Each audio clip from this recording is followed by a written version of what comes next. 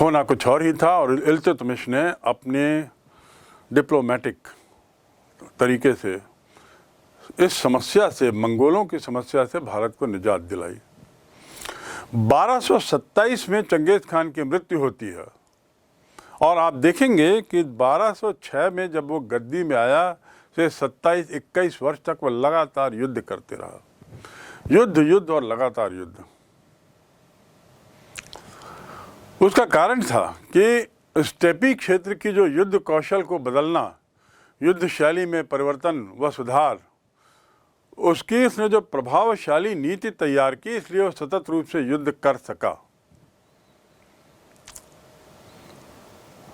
उसकी यदि हम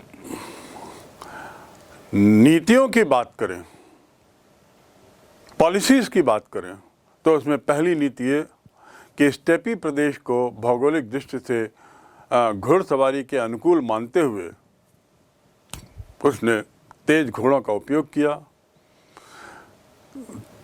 तेज घोड़ों और अच्छे घुड़सवारों के बल पर शत्रुओं पर अचानक आक्रमण करने की क्षमता को बढ़ाया ताकि शत्रु आश्चर्यचकित हो जाए। दूसरी नीति, घुड़सवारों से वह आसपास के क्षेत्रों की मौसम की जानकारी लेता रहता था, भूभाग की जानकारी लेता रहता और मौसम का भी पता चले ताकि युद्ध में आसानी हो। अर्थात इन लोगों का उपयोग वो इसलिए भी करता था, या कहना ये अनुचित नहीं होगा कि मौसम को वह अपनी सफलता के कारणों में एक बहुत महत्वपूर्ण अंग मानता था। तीसरा, उसकी नीतियों का तीसरा अंग था कि शीत ऋतु में जब बर्फ जमी हो और नदियां जो हैं वो बर्फ के रूप में ठोस मार्ग का काम करें, तब नदियों का उपयोग किया जाए। अर्थात युद्ध का काल कब हो? ठंड का हो, और ठंड के काल में जहां शत्रु कमजोर रहेगा वहीं ये लोग मजबूत रहेंगे, क्योंकि ये लोग ठंड के आदी थे। तो ये उसकी तीसरी नीति थी। चौथा, उसने तुर्कों को भी शामिल किया अपनी फौज में, क्योंकि उसे मालूम था कि तुर्क लोग जो हैं वो अच्छे घुड़सवार होते हैं। टर्की घोड़े विश्व में आज भी प्रसिद्ध हैं, और इस बात की उसने अहमियत देते हुए उसने कतई ये नहीं सोचा कि तुर्की अलग जाति के लोग हैं, अलग क्षेत्र के लोग हैं, तो उन्हें अपने में समाहित न किया जाए, बल्कि उसने उनको अपने में समाहित करते हुए उनकी कुशलता का भरपूर उपयोग किया। पांचवी उसकी नीति, जिसके बारे में कहा जा चुका है, हल्के हथियार पर ज़्यादा जोर देना। शिकारी संग्राहक जो होते थे पुराने मंगोल और पशुचारक, वो तीरंदाजी में माहिर थे। इन कुशल तीरंदाजों को चंगेज खान ने सेना की एक टुकड़ी में शामिल किया और वो तेजी से दौड़ते हुए घोड़े में तीरंदाजी करने में कुशल थे। और ऐसा करने पर फायदा ये होता था कि घुड़सवारी करते हुए तीर चलाकर इनकी फौज काफी आगे बढ़ जाती थी। अगली नीति का हिस्सा, जैसा मैंने बताया, नेप्था बमबारी, घेराबंदी यंत्रों के महत्व की खोज और उनके अभाव में दुर्ग और प्राचीरों से आच्छादित किलों में घुसना संभव नहीं होने की जानकारी। उसे मालूम था कि उस समय के जो किले हैं, उस समय के जो दुर्ग हैं, इन पर यदि सफलतापूर्वक आक्रमण करना है तो जरूरी है कि हम घेराबंदी की कला में पारंगत हों, और इसके लिए कुछ विशेष यंत्रों का प्रावधान किया। बमबारी के अलग तरीके ईजाद किए, और ये उसकी नीति का हिस्सा था। साथ ही, जैसा मैंने बताया, लाइट पोर्टेबल इक्विपमेंट बनाए। अपने इंजीनियरों की मदद से, उपयंत्रियों की मदद से उसने चल उपस्कर यानी हथियार, और चल मतलब जिसको मोशन में रहे, मोबाइल में रहे, ताकि अभियानों में सफलता प्राप्त कर सके। तो इस पर भी उसने जोर दिया। ये भी उसकी सैनिक नीति का, युद्ध नीति का हिस्सा थी। और अंत में एक प्रभावशाली रणनीति के तहत काम करना। तो नीतियां दीर्घकालीन कारण और तात्कालिक कारणों, सफलता के कारणों की यदि बात करें तो नीतियों की बहुत अहम भूमिका थी। चंगेज खान के जीवन की गाथा को हमने समझा कैसे कबीलाई नेतृत्व या कबीलाई संस्कृति साम्राज्यिक संस्कृति में बदलती है, कैसे एक छोटा सा क्षेत्र एक साम्राज्य के रूप में बदलता है, और उसमें चंगेज खान की भूमिका। इस पूरे काल में युद्ध और सतत युद्ध ही वह करते रहा और अंततः उसकी मौत होती है। अब हम बात करते हैं, और मौत जब होती है तो स्वाभाविक है कि इतिहासकार इस बात को का अध्ययन करना चाहेंगे, जानना चाहेंगे कि आखिर चंगेज खान में ऐसा क्या था जो उस छोटे से क्षेत्र से बढ़ते हुए उसने एक साम्राज्य, विशाल साम्राज्य की स्थापना की और उसमें सफलता मिली। तो सफलता के कारणों को जानने के बाद अब हम चंगेज खान के बाद के काल की ओर चलें, थोड़ा देखें कि चंगेज खान की मृत्यु के बाद क्या होता है, मंगोलियाई नक्शा कैसे बदलता है, किस तरह के बदलाव आते हैं। हाँ, यहाँ ये बताना जरूरी है कि चंगेज खान की सफलता के कारणों में एक कारण यह भी था कि इसको इस बात पर अटूट विश्वास था कि ईश्वर ने उसे विश्व पर शासन करने भेजा है। यह चंगेज खान का मानना था।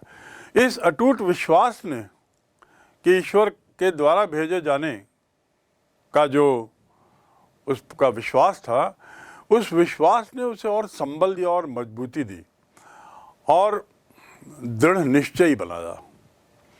वो जीवन भर मंगोलों पर आधिपत्य और साम्राज्य विस्तार में लगा रहा। चीन, तुरान, अफगानिस्तान, पूर्वी ईरान, रूसी स्टेपीज और अन्य बहुत से क्षेत्र उसने जीते, युद्धों का संचालन किया। उसकी मौत होती है तो उसके बाद उसके वंशज भी यही नीति का अनुसरण करते हुए और साम्राज्य का विस्तार करते हैं। चंगेज के स्वप्न को सत्य करने के लिए साम्राज्य का विस्तारीकरण का जो कार्य चंगेज खान ने शुरू किया था वह जारी रहता है। जैसा मैंने बताया कि चीन का जो तीसरा क्षेत्र था जिसे वह पूर्णतः विजय प्राप्त न करके वापस चला जाता है, उस पर विजयी पाई जाती है उसकी अनुपस्थिति में, उसकी गैर उपस्थिति में। चंगेज खान के बाद के कार्यकाल को हम दो भागों में बांट सकते हैं। पहला 1236 से 1242 अर्थात 6 वर्ष का काल, और दूसरा 1255 से 1300। पहले जब चरण है 36 से 42, इसमें रूस का स्टेपीज, बुल्ढार, पोलैंड, हंगरी और कीव, यहाँ पर उसे सफलता मिलती है मंगोलों को। दूसरे चरण में ईरान, इराक, चीन, सीरिया, चीन पर पूर्ण विजय और सीरिया पर विजय पाई जाती। परिणाम क्या होता है कि अब जाकर मंगोलिया की जो या इस साम्राज्य की जो सीमाएं हैं वो अब जाकर स्थिर होती हैं। अभी तक तो सतत रूप से क्षेत्र बढ़ रहा था, और जैसा मैंने आपको बताया पूर्व में कि चंगेज खान ने अपने पुत्रों को जब ये क्षेत्र दिए, बांटे 4 पुत्रों को, तो उसने सुनिश्चित किया कि उन क्षेत्रों की बाहरी सीमाओं का निर्धारण ऐसा हो कि वे सतत रूप से उसमें वृद्धि की गुंजाइश रहे, और उनके पुत्रों ने इस जिम्मेदारी को बखूबी निभाया भी और सफलता भी पाई। लेकिन अंततः 1300 आते आते सीमाएं स्थिर हो गई।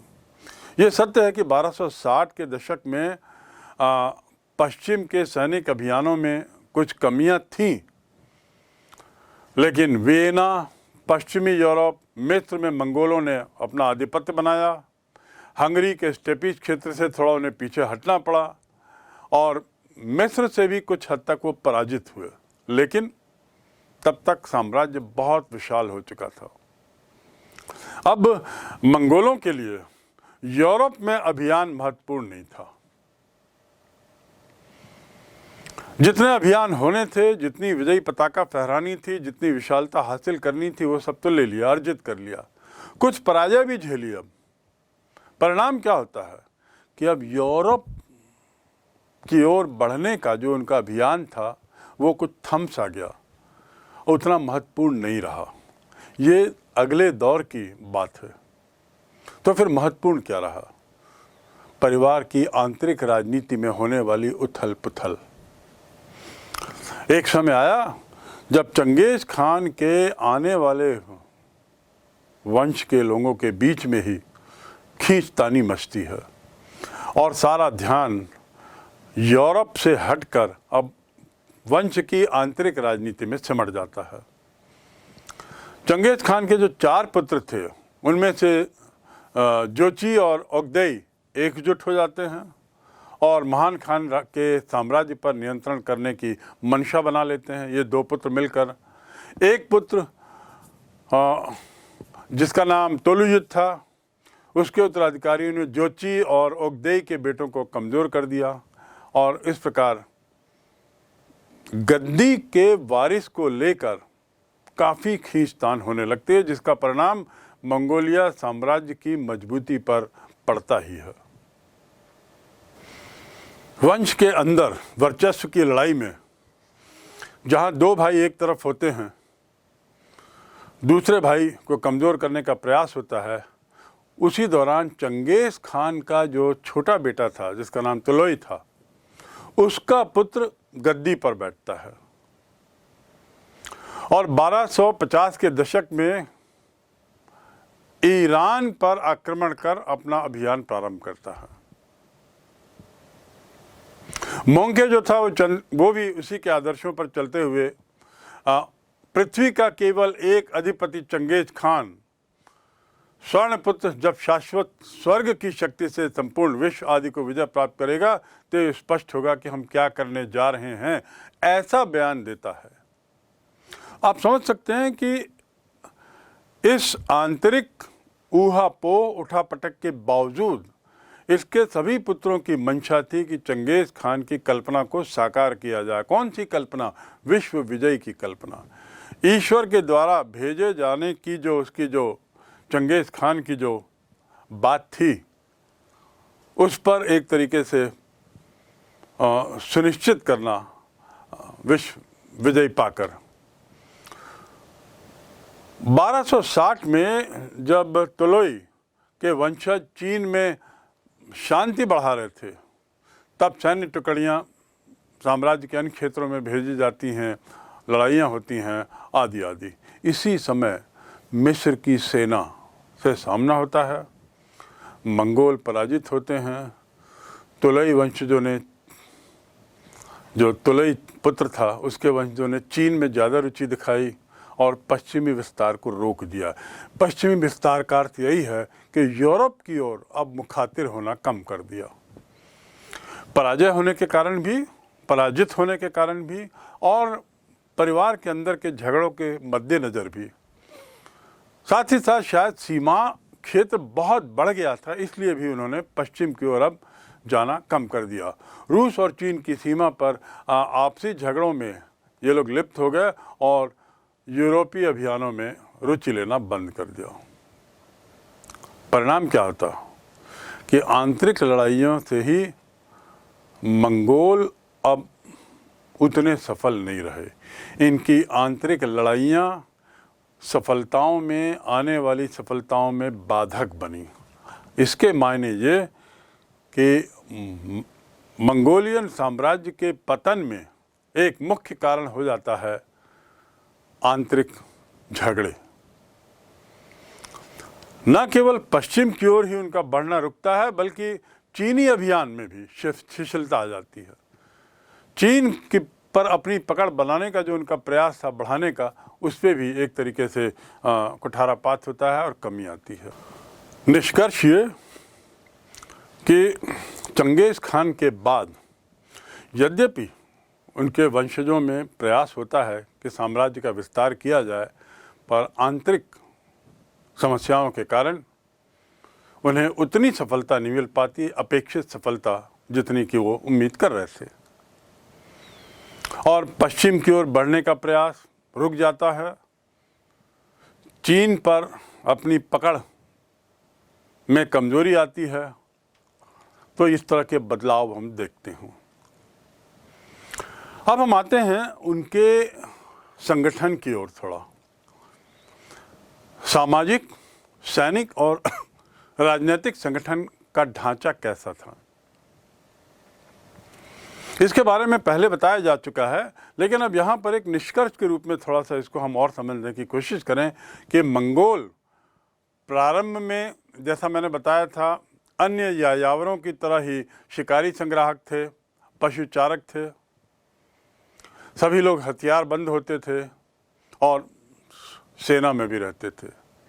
चंगेज खान जो स्वयं कुशल विजेता था, वो संगठन करता तो था ही, जैसा हमने जाना, और वो जानता था कि मंगोलों को यदि सफल विजेता बनाना है तो नवीन सामाजिक संगठन और सैनिक इकाइयों में उन्हें बदलना पड़ेगा।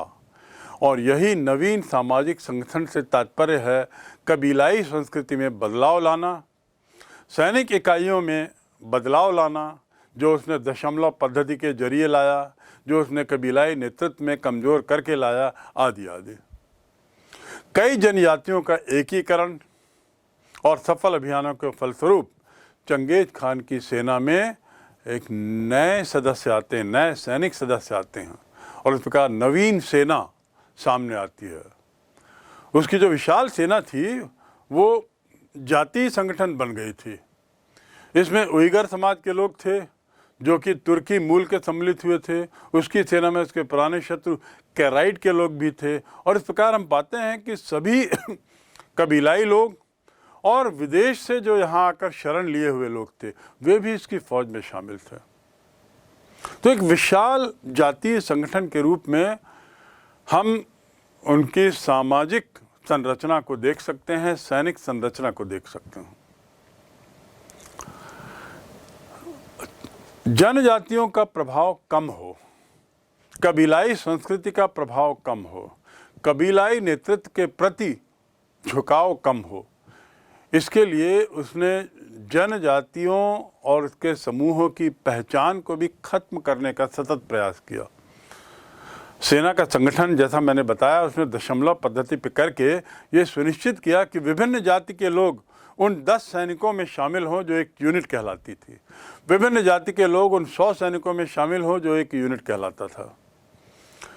कुल, कबीला, सैनिक दशमलव पद्धति में सब बांटे गए और इस व्यवस्था में सेना को 10, 100, 1000 और 10,000 की इकाइयों में बांट दिया, जातिगत आधार पर नहीं। इन टुकड़ियों का नेतृत्व भी अलग अलग जाति के लोगों को दिया गया। दूसरे शब्दों में, जाति कोई मुद्दा ही नहीं रहा किसी को नेतृत्व देने का, किसी टुकड़ी का, बल्कि सैन्य कौशल को मुख्य मुद्दा मानते हुए, मुख्य आधार मानते हुए नेतृत्व की जिम्मेदारी चंगेज खान के काल में फौजियों को दी जाती थी। कुल और कबीले के सदस्यों का संगठन एक में ही था, तो चाहे कुल की बात करें या कबीले की बात करें या सैन्य फौज की बात करें, सब एकजुट दिखाई दे रहे थे। और इसीलिए हम देखते हैं कि विद्रोह की जो संभावना थी वो पूर्व में जो थी वो अब कम हो गई। इसी तारतम्य में नवीन सेना इकाई के गठन का जो मैंने जिक्र किया है वह पुरानी सैन्य पद्धति से हटकर था। सभी सदस्यों को तुमन का हिस्सा बनाया। आपको याद होगा तुमन क्या है? सबसे बड़ी सैनिक इकाई जिसमें 10,000 सैनिक होते थे, और सभी व्यक्तियों को अपने अधिकारियों को मानने के लिए विवश किया, अन्यथा दंड दिया जाता था। यहाँ तक कि वो उसकी अनुमति के बिना बाहर जा भी नहीं सकते थे, और ऐसा यदि होता था तो उन्हें कठोर दंड देता था। अधिकारियों की आज्ञा पालन, नियमों का उल्लंघन, ये कठोर अपराध माना जाता था और उस पर कड़ी सज़ा थी। तो आप देख सकते हैं कि कैसे सैन्य कल्चर में, सैन्य संस्कृति में भी किस प्रकार उसने कबीलाई परंपराओं से हटकर एक सख्त अनुशासन की प्रक्रिया लागू करने का प्रयास किया, और यही उसकी सफलता का कारण बना। चंगेज खान ने स्टेपी इस क्षेत्र की जो पुरानी सामाजिक व्यवस्था थी उसमें भी सुधार किया, विभिन्न वंशों का एकीकरण किया, और ये एकीकरण के लिए उसने जो सैन्य ढांचा अपनाया वह काफ़ी हद तक विद्रोहात्मक भावनाओं को कमज़ोर करने में सहायक हुई। ये वही काल है, यदि मैं आपको बताऊं तो भारत में भी सल्तनत काल में कुछ ऐसा ही नया प्रयोग हो रहा था, जब सैनिक सत्ता को मजबूत करने के लिए ये जो कबीलाई संस्कृतियां थीं उन्हें तोड़ा जा रहा था। सैनिकों का वर्गीकरण भी कुछ इस तरीके से हो रहा था जैसा कि हमने चंगेज खान के संदर्भ में जाना है। तो कमोबेश दोनों जगह की स्थितियां और उनका तुलनात्मक अध्ययन बड़ा रुचिकर होगा। एक नोयान नाम की नवीन सैनिक टुकड़ी को भी उसने तैयार किया। अपने पुत्रों जोची, ओगदोई, तलताई और तोलिये के बीच में उसने बांटा, उनके अधीन किया। और नोयान जो है वो प्रमुख व्यक्ति होते थे और उनका खास रूप से चयन होता था। मैंने जैसा आपको बताया, तुमन को इस तरीके से तैयार किया गया था, सबसे बड़ी सैनिक इकाई, कि उसके मुखिया चंगेज खान के पुत्र थे और पुत्र के अंतर्गत ये नोयान की नियुक्ति होती थी, जो बड़े खास रूप से तैयार किए जाते थे। उनका विशेष रूप से चयन होता था, जिनके चयन की प्रक्रिया बड़ी कठिन थी। इसमें उसने सभी मित्रों को शामिल किया जो विपत्ति के समय उसके साथ आए। ऐसे कई व्यक्तियों को चंगेज ने सम्मानित किया और जैसा मैंने बताया, उसने आडा यानी बड़ा भाई कहा। कुछ व्यक्तियों को सेवकों के रूप में भी रखा और इस नवीन सैनिक वर्गीकरण के पहले के सरदारों को विशेषाधिकार जो थे सब छीन लिया। सरदारों से तात्पर्य क्या? कबीलाई मुखिया, जो किसी तरह की विशेष सुविधाएं पूर्व में अर्जित किए हुए थे और उसके बल पर वह अपनी जनजाति पर प्रभाव बनाए रखते थे। उनके इन प्रभावों को कम करने के लिए चंगेज खान ने काफ़ी बदलाव किया, उनके अधिकार ही छीन लिए। और फलस्वरूप क्या होता है, इस नवीन ढांचे में नवीन फौजी प्रवृत्ति का जन्म होता है, नवीन सैन्य अभिजात्य वर्ग का उदय होता है। एक ऐसा सैन्य वर्ग, अधिकारियों का वर्ग, जो तुलनात्मक दृष्टि से आधुनिक सोच का हो, कबीलाई संस्कृति, क्षेत्रीय संस्कृति, जनजातीय संस्कृति, इससे ऊपर उठकर वह पूरी तरह चंगेज खान के प्रति समर्पित हो। और यही चंगेज खान की सफलता का एक बहुत बड़ा कारण बनता है। अगले बिंदु पर अब हम आते हैं, उलूस। उलूस क्या है? उलूस शब्द किसी एक निश्चित भूभाग का प्रतीक नहीं है। मैंने आपको पूर्व में बताया, उसने 4 उलूस बनाए और हर एक का नेतृत्व अपने एक एक पुत्र को दे दिया। चंगेज खान की जो साम्राज्य सीमा थी वो बाहरी सीमा उसने निर्धारित नहीं की थी। तो ऐसे 4 क्षेत्रों को हम उलूस कहते हैं, उनकी भाषा में उलूस कहा गया था। और बाहरी क्षेत्रों की सीमा निर्धारित न करने के पीछे चंगेज खान का उद्देश्य ये था कि पुत्रों को स्पष्ट कर देना कि अभी अधिक से अधिक और विजय पाने की आवश्यकता है बाहरी क्षेत्रों की ओर। वो ऐसा चाहता था और उसने इस बात के लिए अपने पुत्रों को विवश भी किया था। तो इसका अर्थ क्या हुआ? उलूस का अर्थ हुआ दूरस्थ सीमा जिसका निर्धारण न हुआ हो। दूरस्थ सीमा, पास की नहीं, ऐसी सीमा जिसका निर्धारण न हुआ हो।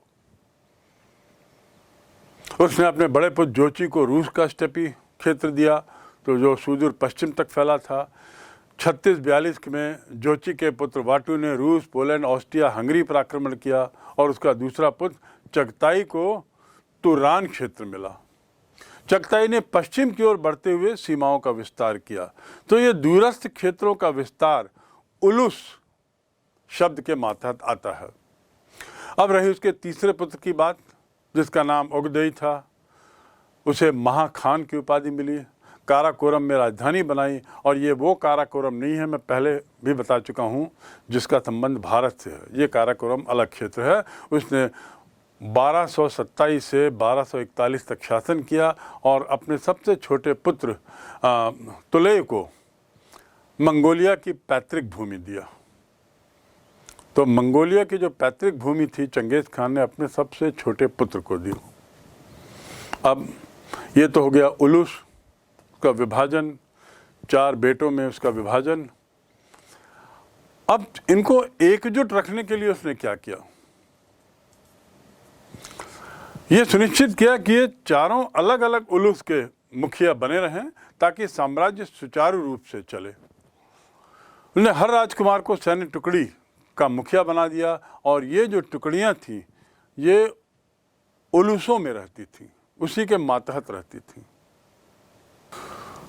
तो ये जानने के बाद कि उलूस भौगोलिक क्षेत्र है जिसकी बाहरी सीमाएं असीमित हैं और जिन्हें उसने चंगेज खान ने अपने 4 पुत्रों के बीच में बांट दिया, लेकिन ये भी स्पष्ट कर दिया कि उनमें एकजुटता बनी रहे। उनके राजकुमारों का क्या हुआ, पुत्र के पुत्रों का क्या हुआ? वे लोग किसी तरह का विद्रोह ना करें या असंतुष्ट न रहें, तो इसलिए राजकुमारों को सैन्य टुकड़ी दी गई। इस सैन्य टुकड़ी को तामा कहा गया, उनकी भाषा में तामा। और ये जो सैन्य टुकड़ियाँ थीं ये उसी उलूसों में रहती थी। तो इस प्रकार राजकुमार भी संतुष्ट कर दिएगा। इसके साथ ही साथ ऐसा करने से फायदा ये भी हुआ कि राजकुमार भी सैनिक कला में पारंगत होते चलेगा, युद्ध कौशल में पारंगत होते चलेगा, युद्ध की वास्तविकता और युद्ध के माहौल से वाकिफ होते चलेगा। रही बात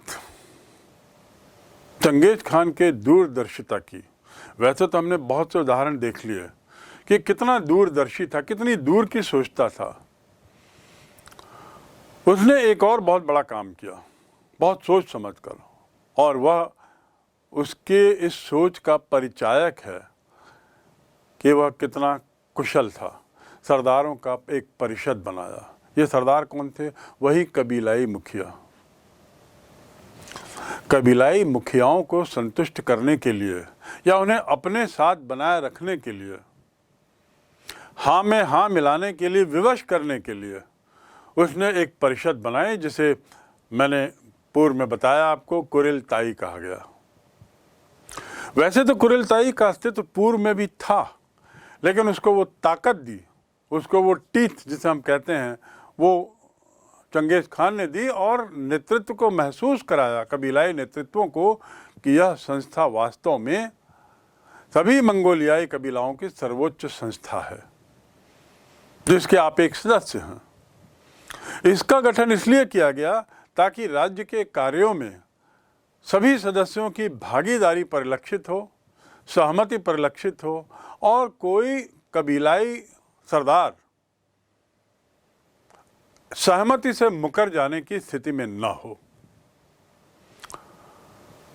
सारे जितने महत्वपूर्ण कार्य होते थे साम्राज्य से संबंधित, उसमें कुरिलताई की सहमति ली जाती थी और सहमति लेते हुए ये जो नेतृत्व है, इस नेतृत्व को बाध्य कर दिया जाता था कि वे अभियान के मामले में, लूट के मामले में, चरागाह के मामले में और उसके साथ ही साथ उत्तराधिकार के मामले में किसी तरह का असहयोग न करें और सार्वजनिक रूप से सत्ता के पक्ष में खड़े हों। ये कुरिलताई को मजबूती देने का कार्य चंगेज खान की दूरदर्शिता का एक उदाहरण है। चंगेज खान की नीतियों की श्रृंखला में प्रशासन को लेकर भी उसने कुछ निर्णय लिए जिसे हम नागरिक प्रशासक की श्रेणी में ला सकते हैं। उसने जो विभिन्न नगर थे, विभिन्न राज्य थे, वहाँ पे प्रशासकों की नियुक्ति की परंपरा प्रारंभ की और इस प्रकार एक अधिकारियों का वर्ग सामने लाया जो कबीलाई जनजाति संस्कृति से हटकर था।